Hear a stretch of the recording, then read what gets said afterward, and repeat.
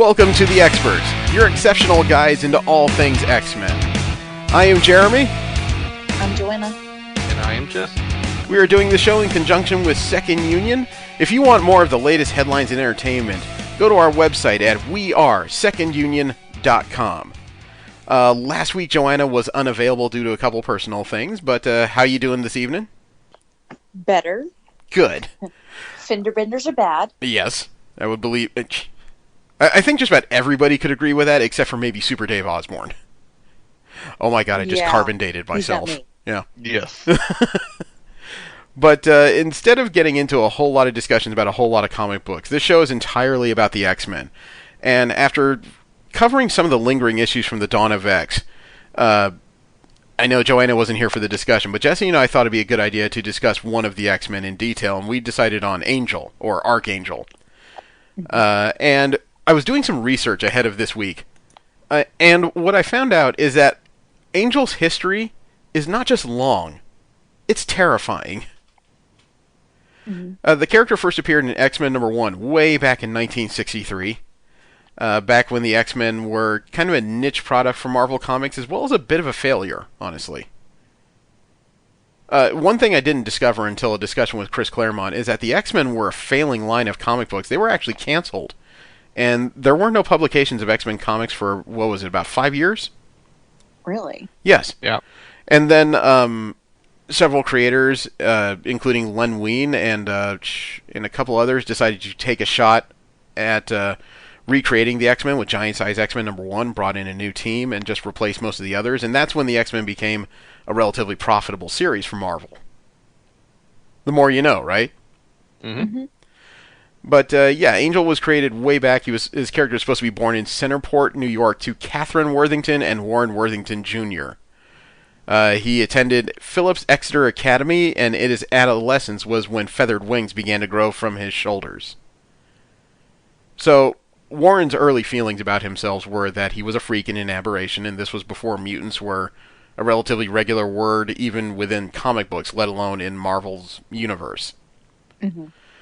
He eventually figured out that he was a mutant, donned a mask, and when his wings were full grown, he called himself the Avenging Angel. And, boy, that's a name that sounds like a circus sideshow. Right.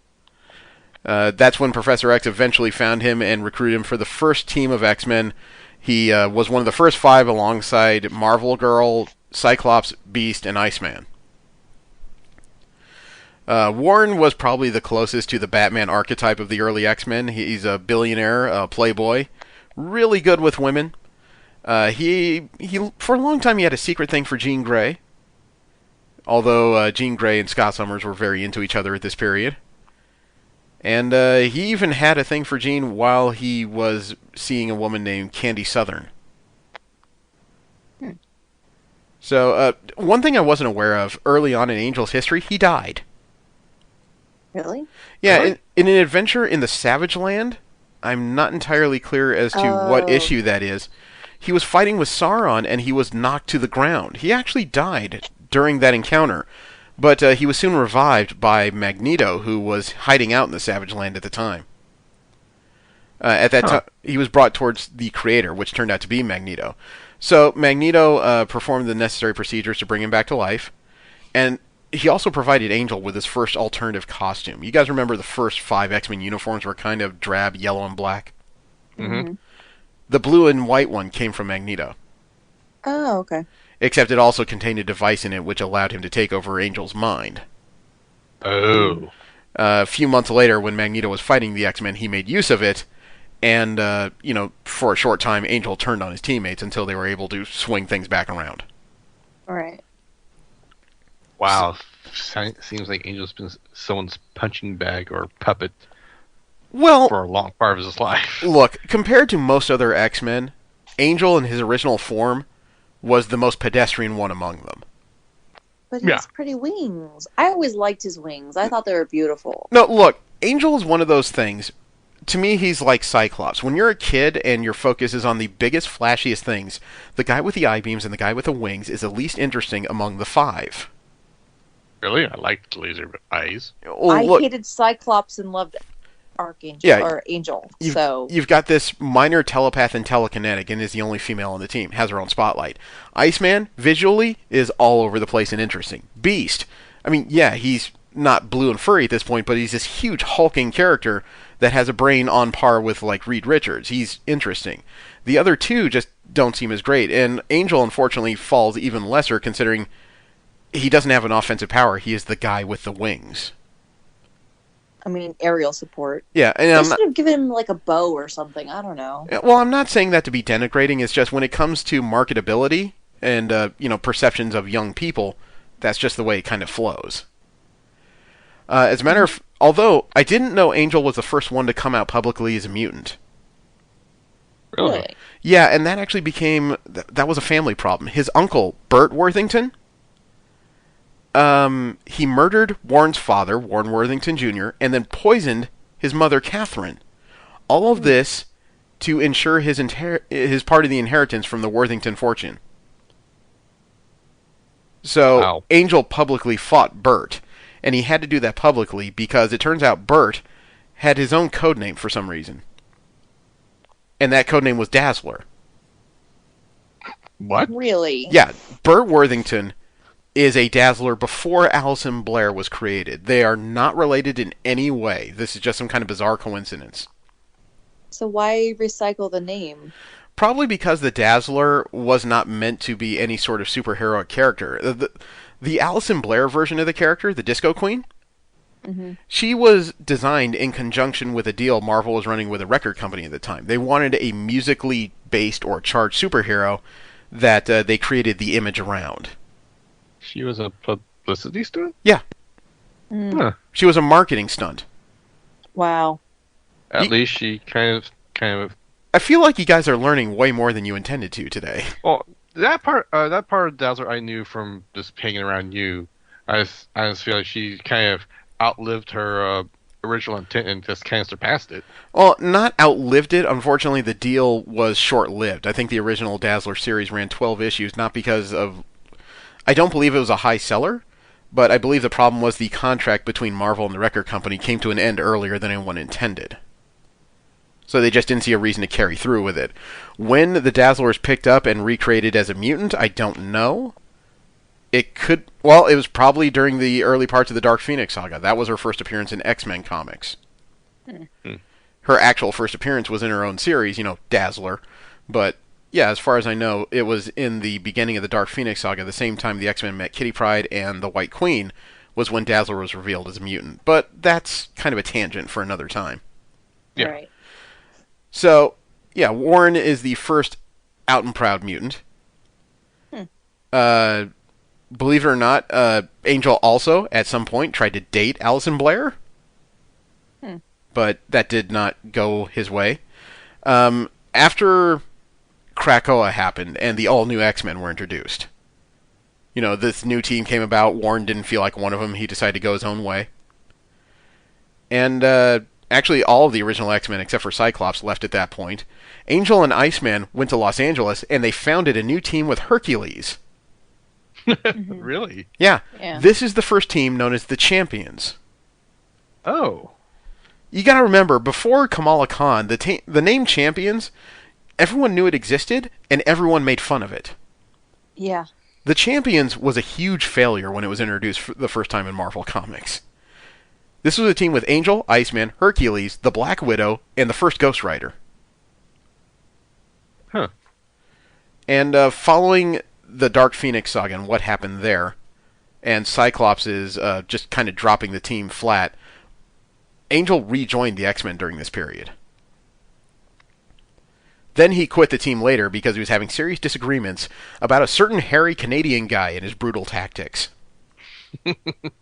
Who didn't have problems with his tactics. No, and I'm sure also saw Angel as a non-effectual pretty boy, and who cares what he has to say.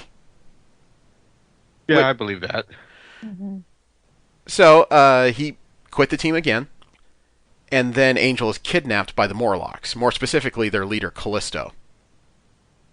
Why did she do that? What did she do? What? Why did she kidnap Angel? She likes his pretty wings. Does that have anything to do with his healing blood, or Or is it the pretty wings? Technically, neither. It turns out Callisto just wants Angel to be her lover. Mm. Wow. Except she's not willing to take no as an answer. Storm, Nightcrawler, Colossus, and Sprite, one of Pride's first code names, they went into the Morlock's tunnels to stop Callisto, and Callisto threatened to cut off Angel's wings. She actually tried to threaten them by yanking out several of his pin feathers. She actually believed that if she cut off his wings, Angel would be forced to stay in the tunnels with her. But this is one of the first meetings between... Sorry? Saying delusional. Yeah, Storm fought Callisto one-on-one, and I don't want to say take her out, but wrested control of the Morlocks away from her. So she made an edict to release Angel at that moment. But Angel is still not feeling the X-Men because, of course, Wolverine's still on the team. So Angel joins the Defenders, which at this point still has Beast and Iceman, and Angel is seeing a girl named Candy Southern at this point. They use Angel's Colorado home, he's still rich by the way, as their base of operations. But after several adventures, most of the Defenders are killed while they're trying to free Moondragon from a demonic possession. Moondragon herself was a member of the Defenders at this point. So after the Defenders collapse, not long afterwards, Angel gets a notification that Jean Grey is alive. Somehow she survived the whole Dark Phoenix thing. And this is where X Factor starts. So in comic book times, I don't know about real times, Grey has been gone for 2 years. She awakens to find the world more anti-mutant than she left it. And she wants to do something about it. And somehow her reappearance galvanizes the rest of the original X-Men to gather around her. And this is how X Factor started.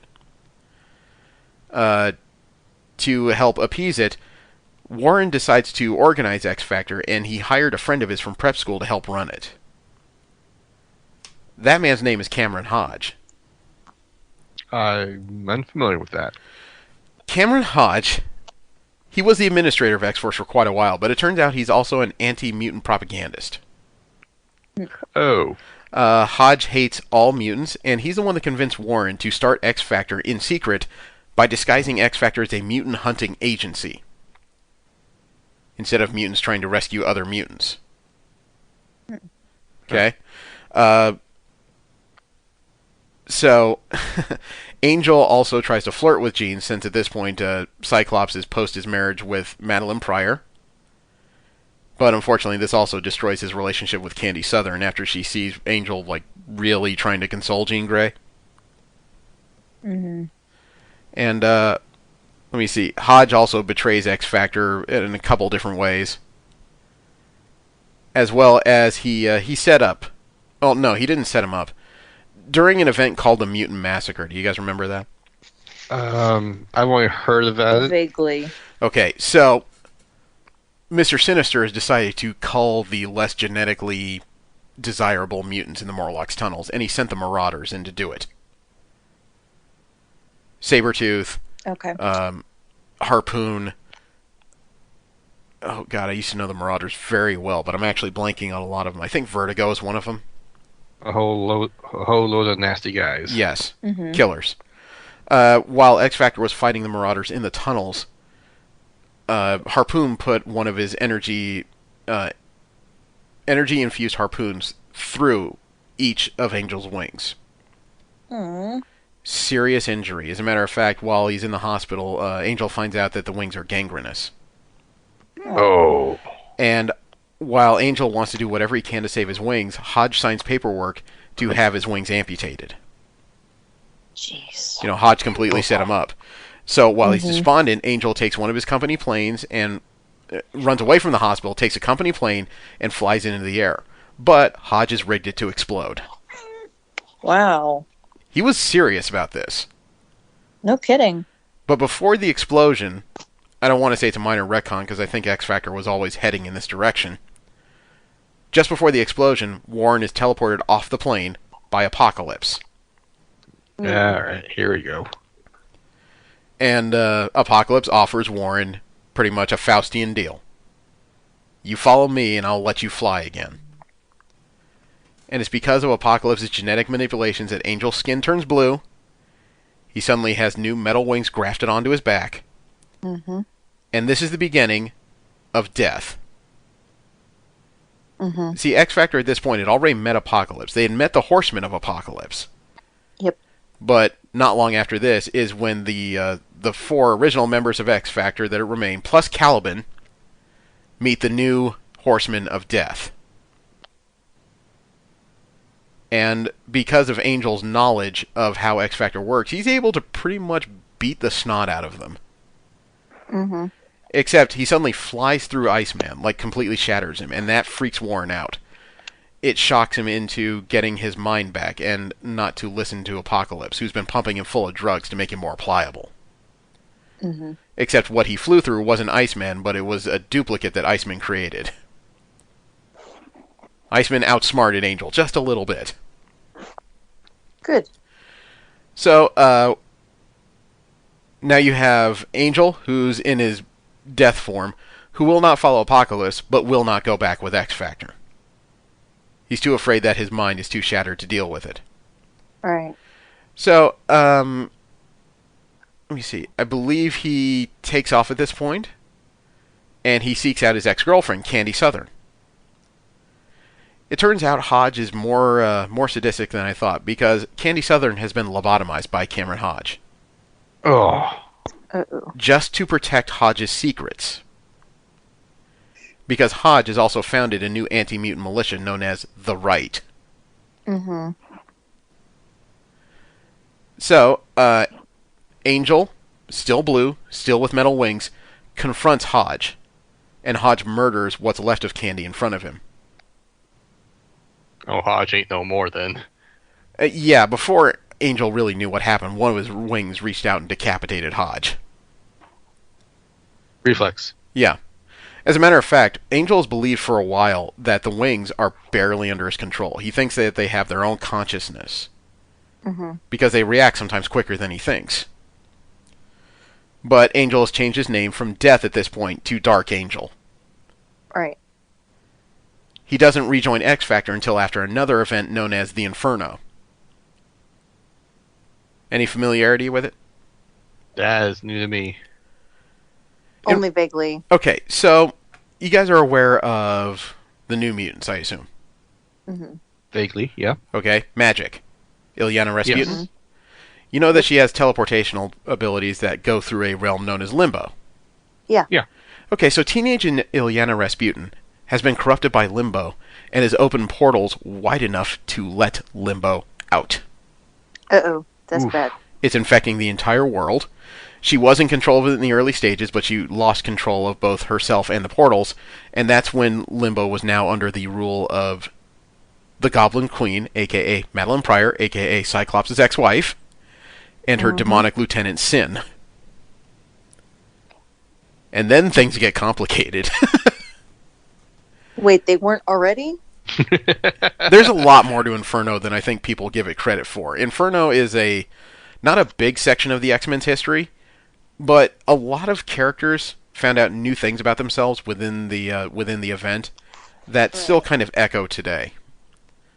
But Inferno was just weird enough for Angel to get involved, save X-Factor, and that's when Beast started to call him their Archangel. That's where that name comes from.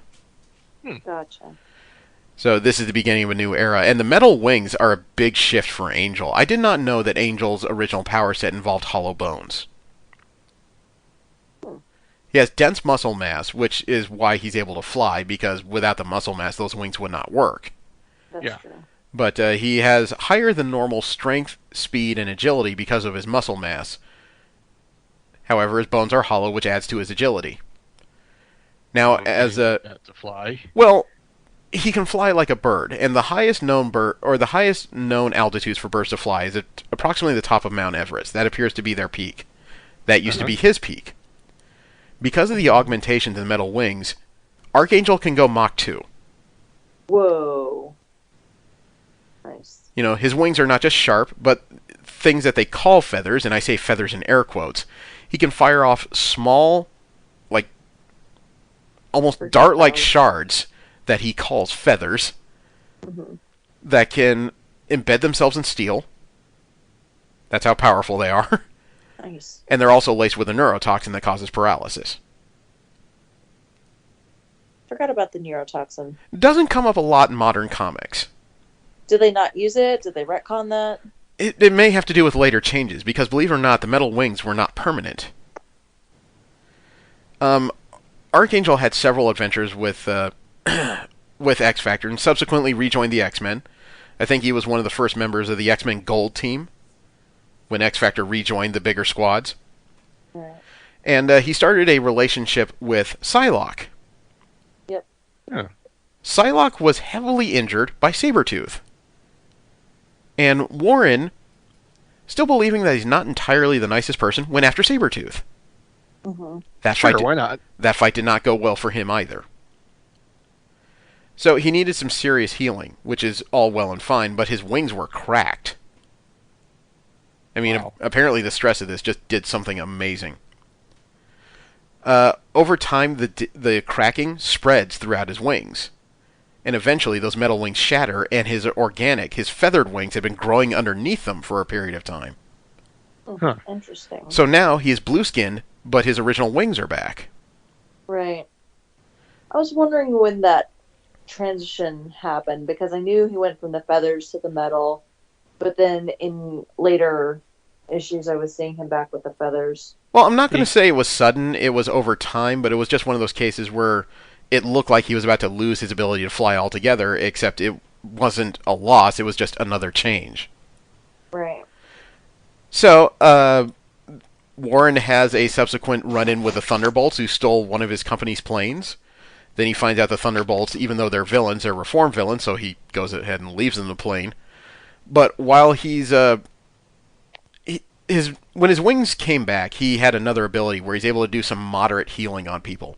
He actually used it to fix War, the Horseman of Apocalypse. But by the time he returns to the X-Men, he finds out that Psylocke is in a new relationship with the third Thunderbird. Hmm. You know, she recovered on her own. He was gallivanting so long, he kind of forgot to take care of the thing that caused him to go rogue in the first place. Oops. The other thing I should mention, though, was before his wings were broken, what we found out was that his wings did not have a mind of their own. They're actually controlled by Warren's own subconscious. Ah, So it's interesting. it's his personal lashing out and minor needs for violence that actually create the wings to move, not just some separate mind that's within them.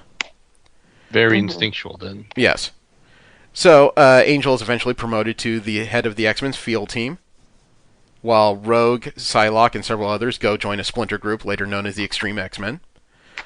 Angel fights several fights with this team, including the Church of Humanity, Mystique, and the new Brotherhood of Evil Mutants, tangles with a Vanisher. And Angel gets kind of romantically entangled with a very young mutant, Paige Guthrie, also known as Husk. Huh. Which is... readers did not dig this moment, because this is Angel, who at this point was probably in his late 20s, early 30s, hanging out with a 16-year-old. Yeah, that's awkward. It was. It did not create a good feeling among fans at this moment. Also, Angel got into a fight with Black Tom Cassidy, who at this point is more or less an energy vampire. Gets his tendrils onto several X-Men, but as he's draining energy from Angel, he somehow drained all the blue out of his skin? That didn't make sense. I read it, and I still don't think it makes sense. But now Angel looks more like himself than he did since before, Harpoon took his wings. I know, but it also at this point is when we find out that his blood has some kind of new healing property. And he's part of an ancient form of mutant called the Seraphim, which is a weak, variation of the word seraphim. You can tell where this goes. And it was one of those eye-rolling kind of storylines, as well as the idea that his healing blood worked for everyone, except for another type of mutant, which all happen to come from the same family line Nightcrawler is a part of, which creates his whole angel and demon storyline with just too many cliches. Yeah, I skipped that story arc just because, It was dumb. my eyes were rolling and it was not worth my time. Yeah. So, now we're into the Decimation era, which was like the early 2000s. Jean Grey died. Warren and Paige got into a disagreement and decided to they take an extended leave of absence from the X-Men in general. Together, I should say.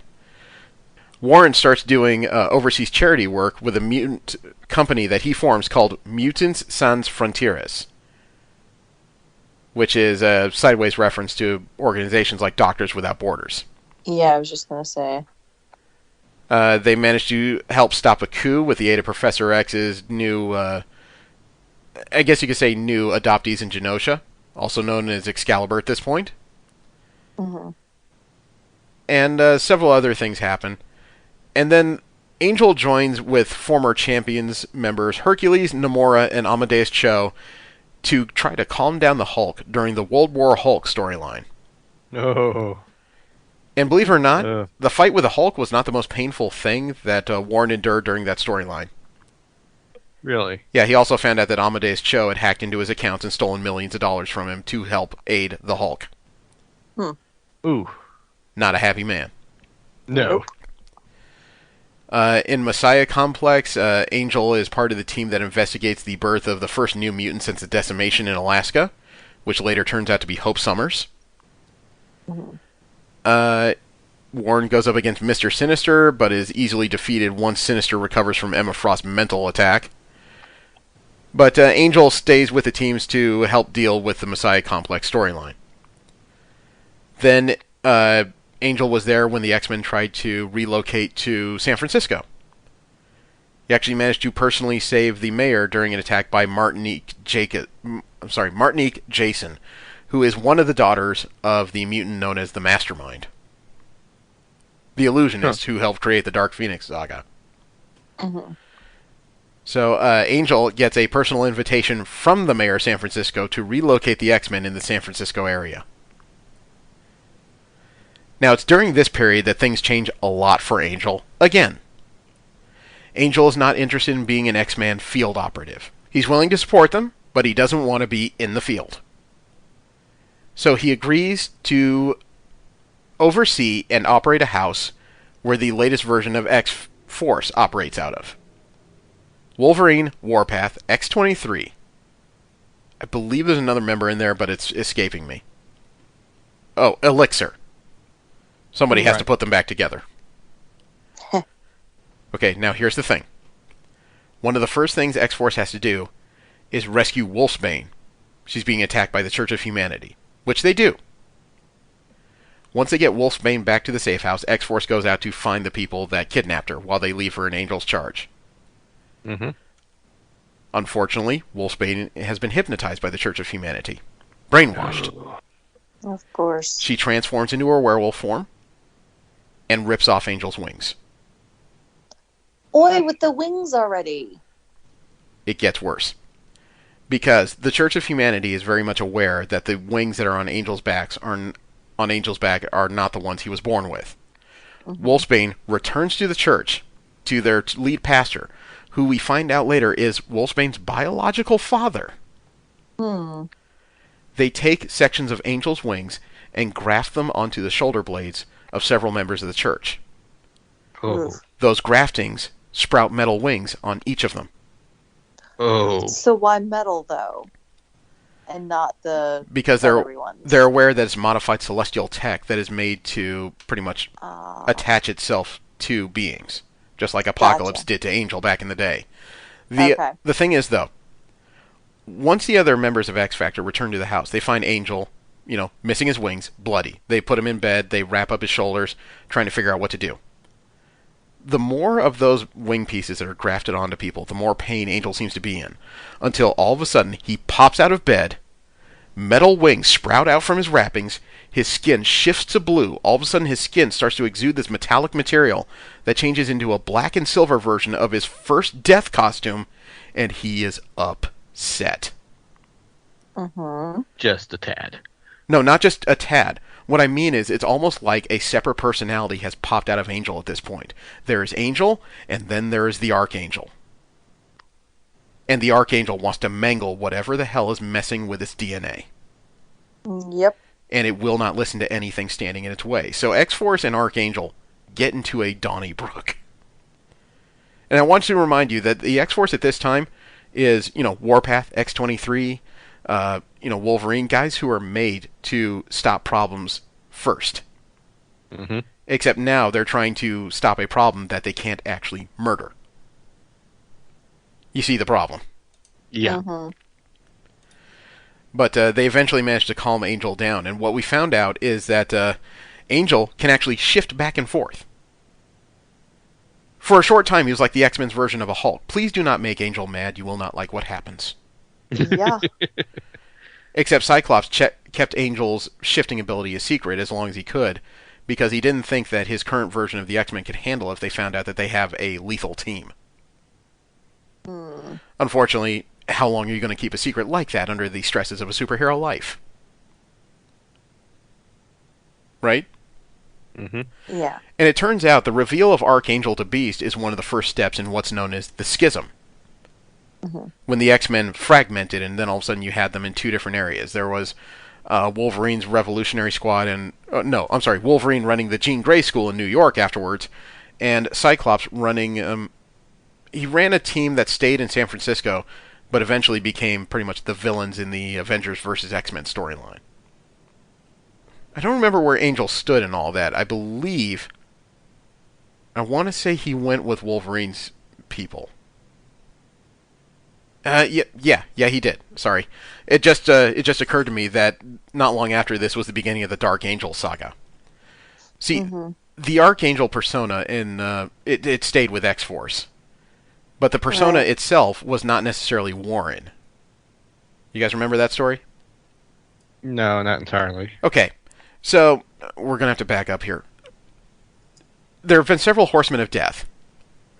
Yes. All of which are created by a celestial seed known as the Death Seed. It pretty much allows a person to take on the most powerful yet worst attributes of themselves and transform themselves into a harbinger of death. This is what Apocalypse has been doing for don't know how long. There is a side effect to the Death Seed that I believe was one of Apocalypse's making. This is where it gets important. So, if Apocalypse is dead or missing, there are certain aspects of the Death persona that take on the characteristics of the personality of Apocalypse himself and then step into the role of Apocalypse. I see. And this is what started to happen with Archangel. Mm-hmm. This is the reason for the blue skin, not necessarily because it's part of the transformation, but because it's one of those steps that takes Death down the road to becoming Apocalypse. And Archangel took this quite a ways. He had his own Horsemen of Apocalypse for a while, and he had a very personal relationship with Pestilence. And when I say personal, Sure. Sorry? Mm-hmm. I said I'm sure. Oh no, when I say personal, I mean had children. Yeah, I know. Had successive heirs that eventually became the villains of the Uncanny Avengers storyline. But eventually, X-Force managed to stop this Dark Angel Apocalypse hybrid by jamming the opposite of a Death Seed, a Life Seed, into his chest and effectively killing him. And what they got afterwards was something came out of the mess of an explosion after that looked like Warren Worthington III, peach skin, blonde hair, with metal wings. Oh. This was something that had several new abilities, but apparently Angel's soul had already departed to the afterlife, and this was what was left. The Life Seed created a new life. So there's a new Angel that couldn't remember the entirety of his history.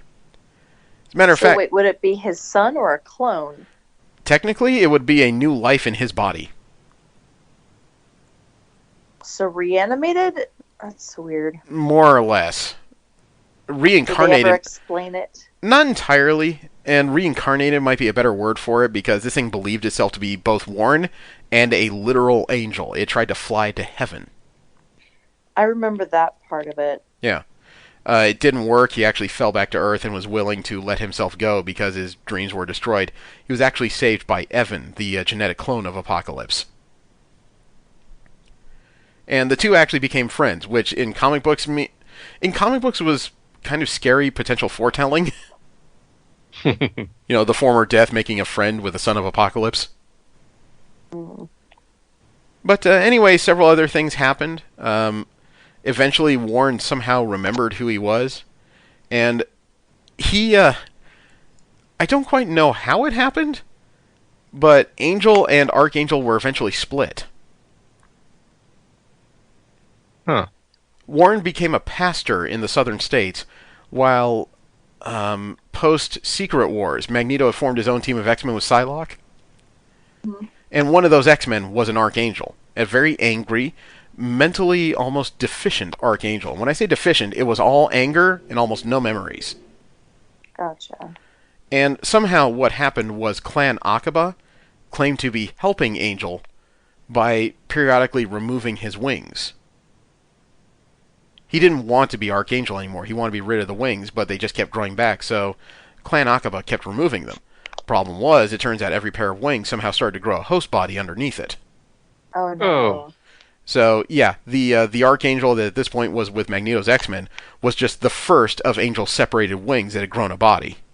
Meanwhile, there's an Gotcha. entire armada out there. That's scary, actually. It took Angel and Magneto's Archangel re-merging into one entity to eventually defeat all of the subclones. It was a very Well, at least bizarre... they're gone. They are gone. Yeah. It was a very bizarre story that didn't really pan out well. You know, meanwhile, this is around the time that the Time Lost X-Men appeared. The all-new X-Men. Mm-hmm. The 1961s brought forward in time, and boy... Oh, I tell you what, young Angel did not appreciate finding out that he was practically dead and there was something else running around in his body. Just out of curiosity, have they been returned at all? They have. They've been returned to the timeline. This was part of the extermination event. Mhm. Ah, okay. This is where young Cable came into it. The story from there isn't much about Archangel as much as it is about young Angel. And, okay, the short version. Remember when the Time Lost X-Men thought they'd been locked out of their own time? Yeah? They were.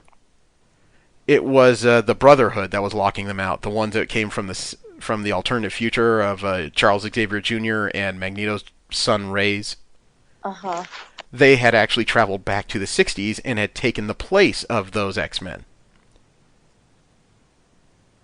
Huh. So for a while, the Time Lost ones thought they were from an alternative dimension or something. No, it was just a long con while Charles Xavier Jr. was trying to rewrite history so that his father lived by any means necessary. Wow. And he kind of blamed the first 5 X-Men for abandoning him and letting him die. That is such a Charles Xavier thing to do. That's a very good way to put it. But, I mean, after all that and the Time Lost X-Men return, we, thanks to Dawn of X, we pretty much know where everything is as of now. And when I suggested we talk about this character, I did not know that his life was so darn messed up. I mean, I knew it was complicated, but I didn't actually know how complicated. This is, wow. Yeah, this I is need a nap. this is definitely like several seasons of Dynasty worth of drama. Yeah. Well, this is the X-Men, and they kind of live in perpetual drama mostly. Yeah. I mean, Shakespearean tragedies kind of are on par with it. The thing is, though, I mean, Angel's gone through a lot of different phases, especially because of the introduction of the Archangel abilities and everything Apocalypse did to him. Mm-hmm. And when they did it in the 90s, it was probably one of the most amazing transformations for a B or C-list superhero to go from the plain, or I should say relatively plain Angel, into this blue-skinned, almost maniacal force of destruction known as the Archangel. Mm-hmm. It was just, it may have been a bit too 90s. I mean, that blue and red outfit combined with the metal wings, I mean, he was pretty much an album cover given life. Yeah. And there have been subsequent ways to bring it back or tone it down, but I'm starting to wonder what the proper balance is. The abilities of the Archangel are much more impressive than plain Angel, but at what point is the design of Archangel kind of gratuitous, is the question. Right. The blue skin is cool. The metal wings are awesome. The feathers things, it kind of comes and goes depending on the writer. Right. But in the end, I don't know what the proper balance is. And I guess it would really depend on what you want him to represent in the story, because again, Feathered Wing Angel is nice. Metal Wing Angel is scary. Yeah. I guess there's also the question as to what role does Archangel potentially have in this era of Dawn of X? Has he been shown in Dawn of X yet? We saw him in the House of X, Powers of X miniseries. He was part of the strike team that went to the Hammer of Soul. Right, yeah. And he died when the ship was exploded by the head of security. Is that with Metal? That was with him with Metal Wings, right? Yeah, it was him with metal wings. Both he and Husk did not survive the initial breach. Yeah. So he was up there. He was busy. He just didn't get a chance to do anything. And it appears his mind is fixed. It looks like Warren's mind is fully in command of the Archangel body, which is well and good. But I'm still asking the question, a character like that's pretty much made to shred things actively. What is his use in Dawn of X? Yeah, because if everyone's peaceful, maybe a guardian on the outside to keep people from coming in to the mutants' world? Well, not just peaceful, but the problem, you got a few problems there. In that, one, the last times the Archangel was shown to the world was during the period where Angel and Archangel were kind of the Bruce Banner and Hulk of the X-Men. Right. He was scaring the crap out of the British government, who took a shot at the side of his head. He frowned, his face tinged blue, then he suddenly smiled, the blue went away, and he just said, "Please don't do that again." Yeah, that's terrifying. Honestly, he may be more beneficial as a business consultant or asset because he does know some business from his family lineage. Yeah, well, I mean, again, though, that version of Archangel is not his current reality, except the current reality is more hostile to mutants than it probably has been since the 60s. Mm-hmm. Well, I'm pretty sure Apocalypse can do something about it. Maybe? I don't know. It almost seems like Xavier's finally unlocked Warren's mind. He's in control of the body. I don't know if you want to ask Apocalypse to mess with that right now. There's still a trust issue there, I'm pretty sure. As a matter of fact, that would be a huge one. let alone, I'm sure... Except we've seen people who absolutely hate each other share beers. Having a beer, yeah. Having a beer, yes, but there's still something very personal about what Apocalypse did to Warren. Right, for sure. Totally different. Think about it this way. Yes, we've seen a number of characters sharing a beer. Quanon and Betsy Braddock still cannot stand each other.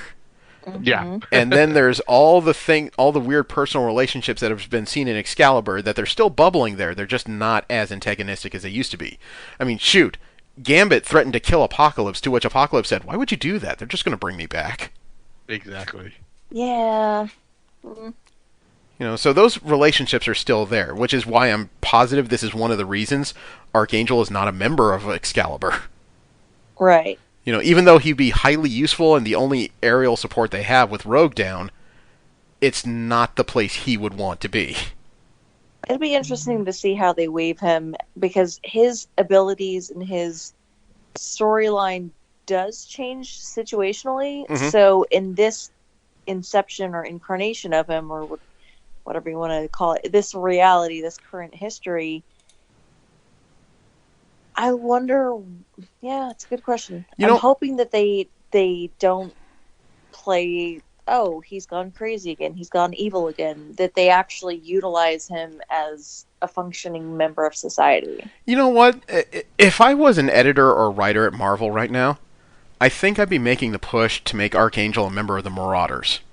Mm-hmm. Because that would be a great use for him, globetrotting with his speed. He could be just about anywhere within a matter of hours. He would be a great symbology for Pride's team of, what do you call it? Smugglers as well as privateers. Mm-hmm. And it would also allow him to, I know it's a pun, but it's appropriate, stretch his wings and be himself for a while. It would give him autonomy and freedom that he's always wanted, because he's always been under someone's thumb. And before his wings, it was his dad. After his wings, it was Apocalypse. I mean, he's always had somebody pulling strings and messing with his head. As well, a good role. As well as the symbology of Archangel, something that has been made to create an opening in places that don't have any, going into places that are openly hostile to mutants and helping to free them. It would both rehabilitate his image as well as give him a chance to do what he might be best at. Mm-hmm. Maybe you go back to the Avenging Angel. Yeah, don't get crazy. Stranger things have happened, but oh wait, we're not talking about DC. Yeah. But, I mean, the possibility is there. He's not currently on any X-Men team or any active one. And I know that the X-Men series is supposed to feature basically whatever character is useful to get the job done. It may take a while to get around to that particular one. Mm-hmm. Right. So, that may be neither here nor there, but I'm glad you guys are here for this, and I'm glad that everyone at home has had a chance to listen to this, because, like I said, when I started researching this, I thought, I was basically going, wow, that happened to him? That happened to him? He knew another Dazzler? What have I missed here? Chunks here and there. Yeah. This is an extensive deep dive. Yeah. I mean, Warren Worthington might be the X-Man who has suffered the most in silence. Because I seriously don't think most people appreciate how far this character has gone and what hells he's gone through to become even Archangel at this point. Not to mention, how many times does his wings get cut off? I think we Or lost removed. count after. I think we got up to about, well, as far as voluntarily, once No, at all. Yeah, once technically Because multiple the people times. that were, yeah. Involuntarily, I think we got up to about 3 or 4. Crazy. Isn't it? They need to leave his wings alone. They're pretty. Leave them. As a matter of fact, the last time they were cut off was during the extermination event when the Time Lost ones went back. He had a cosmic upgrade thanks to an event called the Black Vortex. He had these big fiery wings that could actually fire beams strong enough to take down a starship. Ooh. But Pretty. Kid Cable was forcibly sending the young X-Men back to the past, and he couldn't send Angel back with that kind of power upgrade without explanation. Right. So, he kidnaps the cosmically powered young Angel, puts him in stasis. Then, he kidnaps Mimic, takes Mimic back to his base, forces Mimic to mimic Angel's wings, cuts those off Mimic, cuts the cosmic wings off of young Angel, then grafts the Mimic wings onto Angel. Bam! Fixed! Wow, that's so complicated. It's not terribly complicated, but it's sick. And what happened to it's the kinda cosmic genius. wings? Yeah, did they sprout another body? Not that I know of, but I don't know what Kid Cable did with it. All I know is after Kid Cable finished this was when it was revealed to at least readers that Kid Cable was the one responsible for Cyclops' resurrection post death of X. Admittedly, I don't think Angel's powers have upgraded to allow for that regrowing part. No, but that does... You know, the odd thing is, though, that cosmic upgrade might explain why Angel has had such a strange history of his wings growing, regrowing, shattering, changing, the weird mutations he goes through. It could be that cosmic upgrades messed with his biology all this time. That's a good. And theory. the doppelganger wings are barely compatible. Well, why the doppelganger wings seem to break most rules of biology, though. Yeah. You know, it could not be. It may not be just because Apocalypse did something that has unintended side effects. It could be Apocalypse was dealing with something that he didn't know was technically beyond human at this moment. And aren't mutant genetics unstable anyways because they are a mutation, so they're not predictable in any way, shape, or form. You mess with those, what's going to happen? They are predictable in one format. I don't remember exactly where this came up, but I remember in a piece of dialogue, Rogue revealed that mutants are incapable of contracting STDs of any sort. What? That's an interesting factoid. Yeah, I don't remember where exactly it came up, but somebody had mentioned, like, AIDS in passing, or whether or not she has any concerns about it, and Rogue revealed that mutants, for some reason, just can't contract an STD. Probably one of the... She considered it one of the few global benefits of being a mutant. Interesting. I think it was their way of trying to deal with the idea of mutants trying to propagate as a species without some of the typical concerns humans have. Right. At this point, mutants were still a massive minority globally. Again, only a guess. I'm not in the editor's room. But I think we've gone far enough because we've gone through the entire history as well as the possibilities that we now have with Warren Worthington. Right. And do you guys feel good about this? Because I feel like I actually learned something going through all this. Oh, Yeah, yeah. I mean, I thought I knew Angel from what little I knew from I thought other I medias. did too. It's actually kind of interesting that when you learn a history like that, you go from thinking, well, at least he's visually cool, to thinking, wow, you are a survivor. Right. Yes. Do you guys have anything you want to discuss next week as far as X-Men? Jubilee. I think she's very. They don't showcase her enough. I can't get enough Jubilee. You know So, what? I find that to be a like, hey. fascinating pull. I'm used to I'm used to Jubilee ending up on a lot of people's top 10 worst X-Men picks, and I would argue against What? that like every time. We can She's go awesome. we can go through that next week. I'm just telling you what I know. Okay. All right, what do you think, Jesse? Sure, let's go. Yeah, I think that's an awesome one. Although after Jubilee, we got to find a story to discuss. Okay. Just to go through part of the X-Men's global history instead of just a character, you know? Okay. Yeah. All right. So next week we will discuss Jubilation Lee, also known as Jubilee. Thanks again for showing up. I hope you're enjoying this little sub-podcast we're doing. And so far, wow, even I've learned a lot, and I've been reading these too long. Thanks again. I am Jeremy. I'm Joanna. I'm Jesse. And you have just been excellently informed.